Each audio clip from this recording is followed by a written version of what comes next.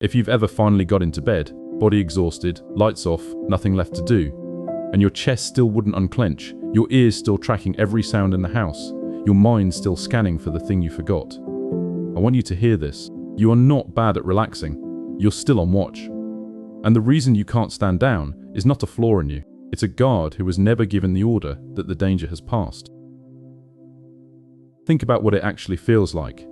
You sit down to watch something, and 3 minutes in you're checking your phone. You take a bath, and your mind drifts to the email you should answer. You lie down, and your body stays braced, like part of you is still standing at the top of the tower, eyes on the horizon, waiting for the shape that means trouble. That part of you isn't broken, it's a sentry, and it's very, very good at its job. The problem is that it doesn't know the war is over. Nobody climbed the tower and told it to come down, so it keeps scanning a horizon that has been calm for years. Let me tell you about Sarah. She's a mother of 2, a full-time job, the kind of person everyone calls dependable. For years, her life genuinely required her to be on alert. A sick child, a demanding boss, a stretch where money was tight and one missed detail could tip everything over. She learned to sleep light. She learned to scan the room. She learned to never fully exhale. Then life got easier. The kids grew. The job stabilized. The money steadied. And here's what surprised her. She felt worse, not better, because now she had time to rest, and she couldn't. She'd sit on the couch with nothing to do and feel a low hum of dread, a sense that she was forgetting something, missing something, that she should be doing more.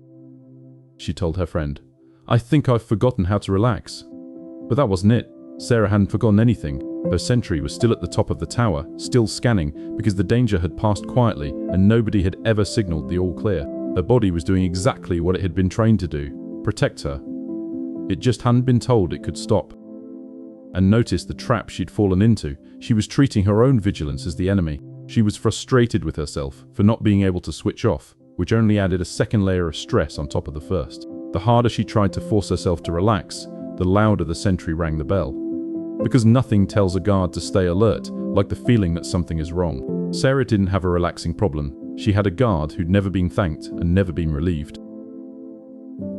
There's real biology under this. The neuroscientist Bruce McEwen spent his career studying what chronic stress does to the body, and he gave us a phrase for it: allostatic load. Here's the part that matters for you. Your nervous system has an off switch, a way of standing down after a threat passes. But when the threats come for long enough, that off switch stops firing reliably. The system that's supposed to say you're safe now, you can power down, simply stays quiet. So the body stays switched on. Heart a little fast, muscles a little tight, attention a little forward, long after the actual danger is gone. McEwen's point is that this is not weakness, and it's not damage you chose. It is the cost of having survived something that demanded vigilance. The watchman stayed up so you could keep going. The bill for that comes due later, as a body that won't power down on command.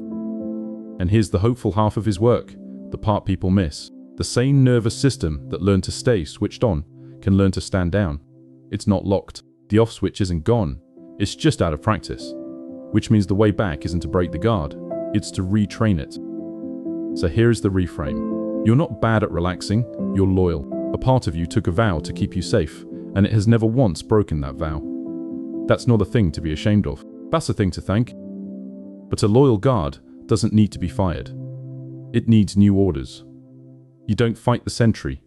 You don't shame it for being alert. You walk up the tower, stand beside it, and show it the horizon. Calm, quiet, safe. And you teach it, slowly, that it's allowed to rest. That teaching is a skill, and it works through the body, because that's where the watch lives. A long, slow exhale tells the sentry the air is clear. Warmth, weight, a hand on your own chest, these are signals it understands. Doing one small thing that feels safe, and letting your body register that nothing bad happened, is you climbing the tower and saying, gently, I've got it from here. You can sit down now. You won't convince it in one night.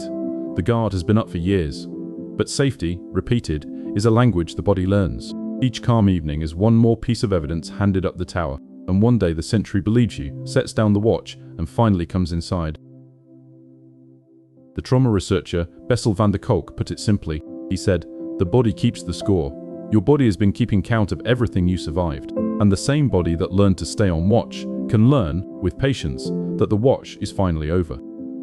So, the next time you can't seem to switch off, try not to call yourself bad at resting. Try instead to picture the guard at the top of the tower, scanning a horizon that's been calm for years, still loyal, still waiting for permission. And then give it permission.